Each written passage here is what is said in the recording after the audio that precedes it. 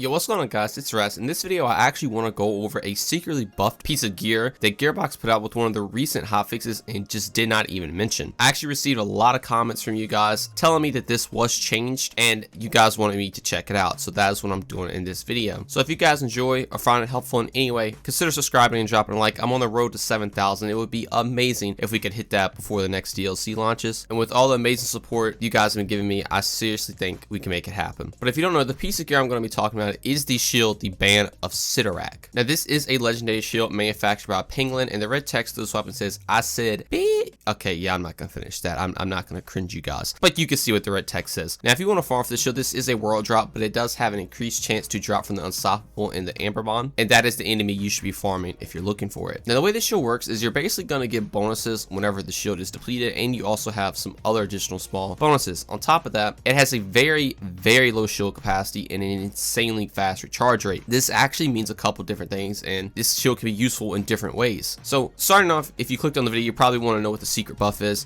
So before, this used to only have a 22% weapon damage bonus when the shield was depleted, but they actually buffed it to do a 170% bonus weapon damage while the shield is depleted. Now that is a huge increase. That is a lot of extra damage that you're getting just from one little patch, and it's definitely noticeable. The thing is though, with this shield, it still works the way it used to work, even though they did buff the damage, and it makes the playstyle of that interesting to say the least. And what I mean by that is, yes, you're gonna get a nice damage bonus when your shield is depleted, but the way this shield works is when your shield is depleted, it's gonna come back insanely quick, and you're gonna lose that benefit really fast. Now obviously there are builds that can take advantage of this and, you know, keep the shield down or have certain ways to keep that damage buff up, but you really have to play into it. And the overall question is it even worth playing into it that much than just running something else? So the most notable build is probably something like a spiritual driver on Amara, because you can just keep applying an elemental dot to yourself to keep your shield down, which is not only going to give you more damage between the class mod of the spiritual driver, but you're also going to be getting this bonus 170% weapon damage because your shield is down. Like I said, that's probably just the easiest go-to, just simplest way to use the shield if you're really trying to get the most use out of it. There are other different ways where you can take your shields off and keep them off to buff your damage on other characters, but it's just not as consistent as this one. Another actual unique way you can use this shield is you can take advantage of things like your guardian rank perks like topped off. If you don't know, topped off is going to give you an insane cooldown rate whenever your shields are full. Well, this shield is, you're going to always have your shield full pretty much at all times, especially if you also have the guardian rank perk where when you get a kill, your shield starts to immediately recharge, or if you're playing Mo's and have that skill, because your shield's just going to instantly come back and you're always going to be topped off, which means you're always going to have super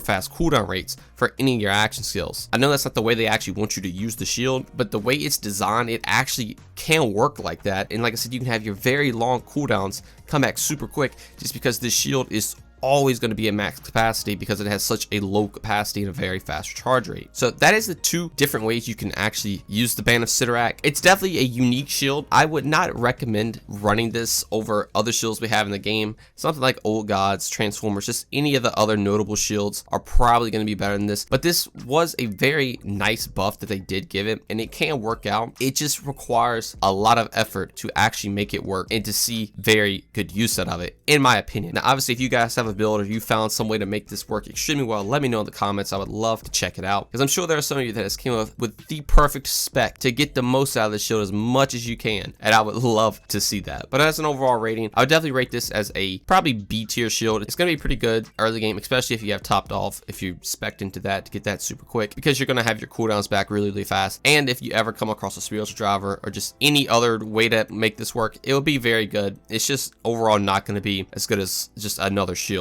But that's going to do all for me. Thank you all so much for watching, and I'll see you in the next one. Peace.